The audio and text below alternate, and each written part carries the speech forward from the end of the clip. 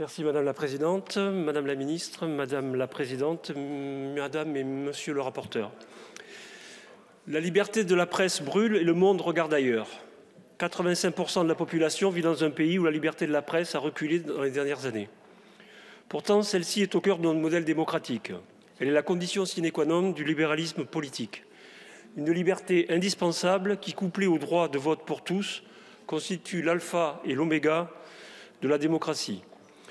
Sans des médias libres, le vote est le jouet de ceux qui pensent que la démocratie n'est qu'un monopoly. Sans une presse indépendante, il n'est qu'un outil de légitimité dévoyé au service d'un modèle illibéral. Cette remise en cause de la liberté de la presse s'observe bien sûr dans les pays autoritaires comme la Russie, la Chine ou le Venezuela. Face aux réseaux sociaux qui offrent une fenêtre d'opportunité, ces pays s'enfoncent dans la censure. C'est vrai aussi dans les grandes démocraties comme aux États-Unis, en Inde ou au Mexique. La liberté de la presse y recule pour différentes raisons, celle de l'argent, de la corruption ou de l'autoritarisme. C'est vrai enfin en Europe, où la montée de l'extrême droite, en Pologne comme en Hongrie, érode la liberté des médias. Dans ce contexte, la proposition de règlement européen sur la liberté des médias est salutaire. Encore une fois, l'Union européenne affirme son avant-gardisme dans la promotion des libertés publiques. Depuis des années, la communauté européenne se mobilise pour défendre et renforcer les droits de la presse.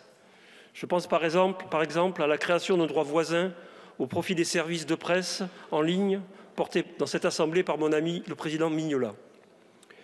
Ce règlement était d'autant plus attendu que les constats de la Commission sont largement partagés par les acteurs concernés.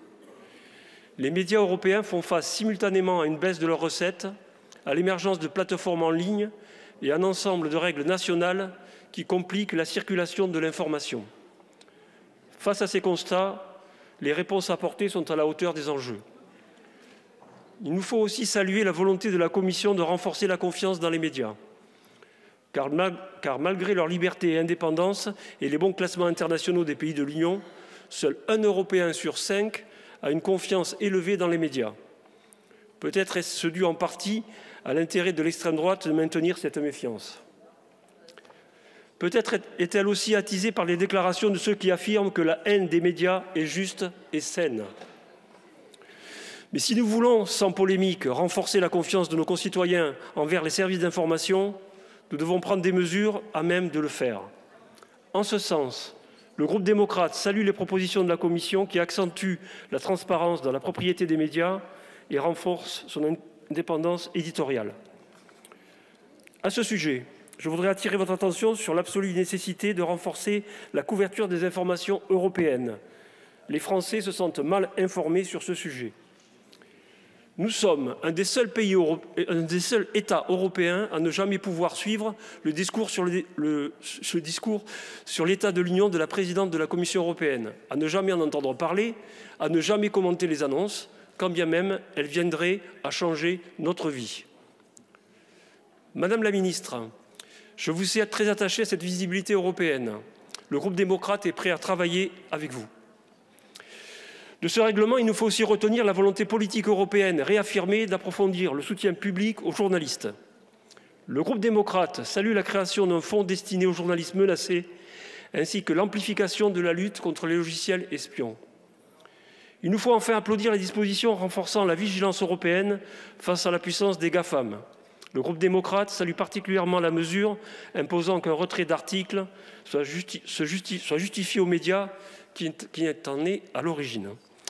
Nous devons toutefois aller plus loin sur le sujet, car l'inquiétude monte face à l'importance de ces géants. Tout en saluant donc ces avancées, le groupe démocrate partage les réserves de cette résolution.